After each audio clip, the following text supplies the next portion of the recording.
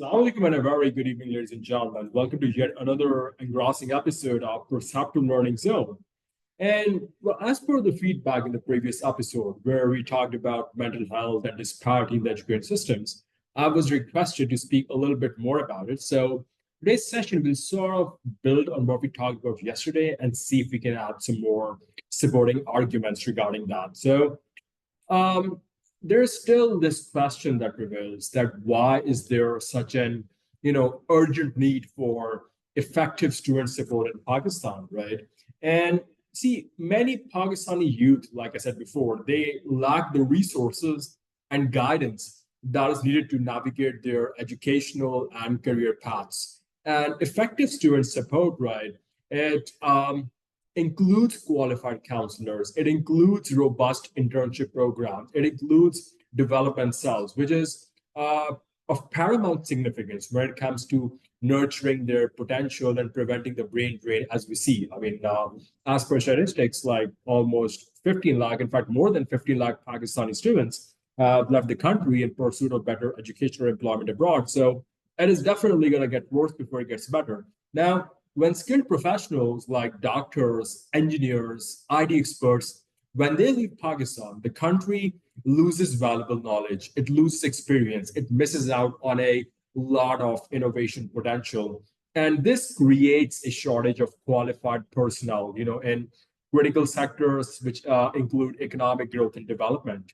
Um, for instance, the recent exodus of medical professionals, it has put a severe strain on Pakistan's already fragile healthcare system. Historically, brain drain has hampered research and development initiatives. It has impacted Pakistan's ability to compete in the globalized economy. And the lack of skilled professionals can also lead to a decline in productivity. It can lead to a decline in competitiveness. Healthy competition always makes you better as a professional. And therefore, businesses struggle to find qualified employees. This hinders their ability to innovate and sort of expand. And this can create a vicious life cycle as limited economic opportunities basically they further incentivize skilled individuals to seek opportunities abroad. I feel this sort of mirrors or echoes the situation in the 1970s when a lack of investment in education and research led to a shortage of skilled workers, which hindered industrial growth. So, brain drain is also going to impact the quality of public services. The departure of qualified people will weaken the public healthcare system, the education sector, infrastructure development. And this disproportionately, ladies and gentlemen, it affects the most vulnerable segments of society, which sort of rely on public services. For example, the recent shortage of teachers due to immigration can lead to larger class sizes. It can lead to a severe drop in the quality of education, particularly in public schools. So we need to offer more competitive salaries. There have to be career development opportunities and a better work environment, which can incentivize skilled professionals to stay in Pakistan. This requires investment in sectors like healthcare, education, and research in order to create more lucrative, compelling, and attractive job opportunities. And strengthening universities and research institutions, along with improving research funding. This is important.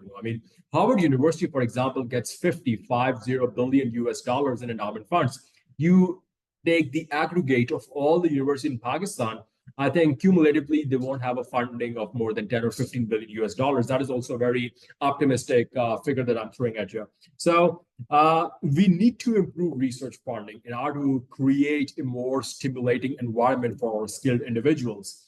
This can involve, among many ideas, this can involve public-private partnerships to sort of leverage expertise and resources for research and development. Promoting a culture of innovation and entrepreneurship can create exciting career opportunities within Pakistan. This can involve supporting startups, providing incubation facilities, encouraging collaboration between industry and academia. Historically, a lack of focus on innovation has driven skilled individuals to seek opportunities abroad. where the talents are recognized and rewarded in a much better manner. So by addressing these issues, I'm sure Pakistan can create a more attractive environment for skilled professionals. Next question is, what are the consequences of neglecting student support in Pakistan? You know, without proper support, like I said before, students struggle to reach their full potential. Lack of guidance on academic choices, particularly at critical junctures like selecting universities or subjects, this can lead students down paths which don't really align or correlate with their strengths or aspirations, right?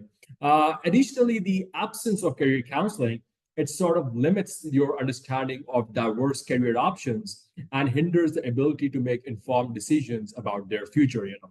So this once again sort of reminds us of a historical trend where students from massively underprivileged backgrounds, they lack access to guidance, which obviously limits their social mobility as well. Once again, there are unrealistic expectations. You know, there's this pressure to come on top in this rat race. And if you win in this rat race, I mean, you're still a rat, you know. So the pressure to excel academically and, meet those unhealthy, unrealistic societal expectations, it can create significant mental health issues for the students. You know, without access to counselors and mental health services within schools, students may struggle to cope with anxiety, depression, or academic pressures. And you're all unique, fellas, in your own way. You're not meant to compete in each and every area of life. You know, you have to understand there's something called being abstract. You know, you gotta bring out your sense of individuality. You gotta believe that there's nothing wrong with being alone every once in a while. There's nothing wrong with experiencing solitude by yourself. He who learns to be by himself learns to be with everyone else. You know that saying of Rumi, when you are alone, you are with the one who is alone. So, um, you know, these problems like anxiety, depression, these are leading, it's a ripple effect. You know, the broken window theory that chaos, anarchy, and disorder is only going to perpetuate and lead to more disequilibrium in the society. So, what is this disequilibrium? Well, we are observing this entropy in the form of absenteeism, disengagement from learning, a severe decline in the ethics of the students, and many obviously even drop out of school altogether. So this lack of support can exacerbate existing inequalities, because students from wealthy families, they have access to private counselors, while those with unfortunate backgrounds have nowhere to turn. So what can we do about it? What can we? How can we make this better one step at a time? Well, I would say Pakistan can significantly improve student support by implementing a sort of what I call a multifaceted, a multi-pronged approach that sort of addresses resource allocation, that focuses on professional development, and that more importantly, sort of fosters a supportive environment. Increase the number of qualified school counselors, make these counselors more approachable for the students, have targeted training programs, and partner with universities to develop specialized counselor education programs. And I say this to the counselors. I mean, I'm a counselor and foreign education consultant myself, it's something I do on the sidelines. It's very important for you all to be objectively honest with yourself as well as the student. Do not deceive them. Okay, there are a lot of consultants who recommend certain universities specific programs of those universities because they get more commission for referring students in that direction. So think bigger than that. Think beyond your pocket. Think of the kid's future and understand that tomorrow, if he ends up being somewhere where he doesn't want to be and he was sort of misguided by your nefarious greed, by your desire for more money, he certainly ain't gonna, pray for your well-being, and obviously by then it might be too late for him to do anything about it. So, and that's where I tell students, take responsibility yourself. A counselor is there to give you advice. You got to make the decision yourself. You got to do your research yourself. You come to him with options. He'll tell you which option is good, and then you can sort of introspect over it accordingly. But if you expect that you're going to sit on your couch and he's going to give you everything, well, odds are that you might not end up getting the optimum result that you crave for. So, we need collaboration with schools, colleges, universities, both Pakistani universities abroad to address this issue of scarcity of counselors, So yeah, along with counselors, we also need to make sure that we allocate dedicated budgets for student support services, this program needs more funding, yeah, because obviously nothing is free. And there's that saying in life that when you pay peanuts, all you get is monkeys, So what do I mean by allocating dedicated budgets for student support services? This includes establishing counseling centers in the schools, certain designated areas, providing access to mental health professionals, creating resource centers with career guidance materials as well as information on different sorts of bursaries and scholarships and grants. Historically, underfunding has limited the research and the effectiveness of existing support systems. Utilize this technology, ladies and gentlemen, to sort of bridge the gap in the availability of counselors, explore online counseling platforms and develop mobile applications with mental health resources and career exploration tools. This can play a big role in terms of addressing the challenge of limited resources, particularly in remote areas. On top of that, you got to provide counselors with ongoing professional development opportunities because they have to stay updated on best practices in student support, mental health, and career guidance. If I'm coming into this field having some knowledge about what was happening, for example, in forensics in the 1980s, and I'm parting that script to the student like for almost 5 decades later, it's not going to work. Old school approach, not going to work. This can involve collaborating with international organizations or universities with expertise in student support services. So, fellows, it's sort of the need of the hour, yeah, to invest in data collection and analysis to identify student needs and track the effectiveness of support services. You just got to be tech savvy. You got to know how to play with data. You got to know, you got to be creative. You got to be able to paint a picture, develop a narrative out of it, right? And use this data to inform resource allocation and tailor interventions to address specific challenges faced by different student groups. So encourage collaboration on top of that between counselors, teachers, parents, and community members. They're all stakeholders at the end of the day, right? So this can involve organizing workshops, boot camps, seminars, and parent-teacher conferences to foster a shared understanding of student support needs and create a more supportive school environment. It's very important. It's ultimately a psychological game, guys. Destigmatize, I would say, mental health issues. Create a safe space for students to seek help from you.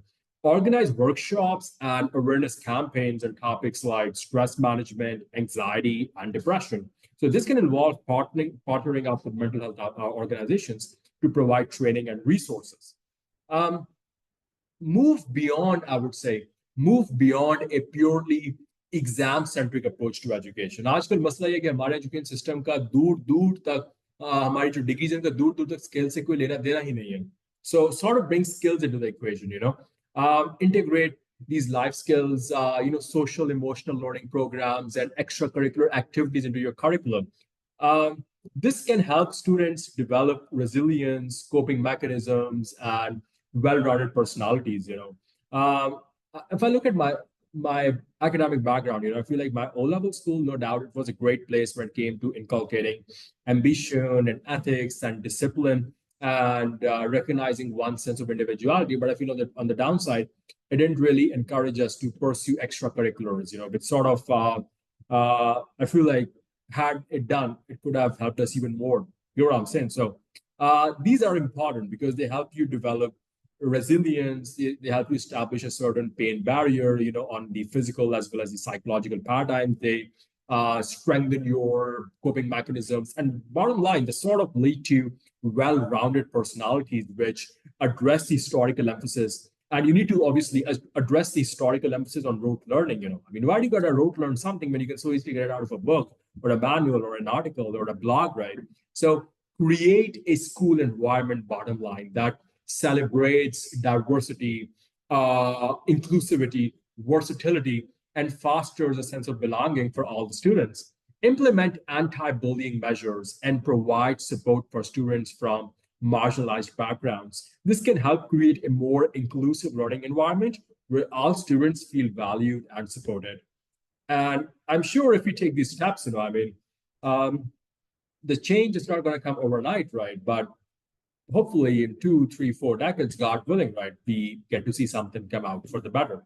Hopefully, we build a robust student support system that empowers students to thrive academically, emotionally, and socially. And this investment in student well-being will not only benefit individuals, but also it will benefit the society to a more skilled and productive workforce for the future. So we need to approach these things one step at a time and believe that there is so much that we can sort of do ourselves, right? So the painter is going to paint the picture as he wants you to see. The ophthalmologist is going to make you see the world as it really is, right? What the education system really needs to do is sort of broaden the visibility threshold of the student, make him or her realize that there are far more options than they can possibly contemplate. That saying, you have two lives and your second life starts when you realize you only get to live once. So if you can understand that, I think you probably figured some of it out, right? So very good luck to you all, ladies and gentlemen. May God be with you. And we'll definitely be back with much more engrossing content. And thank you very much for your support. And please stay tuned. Love you all. Stay blessed. Assalamu alaikum.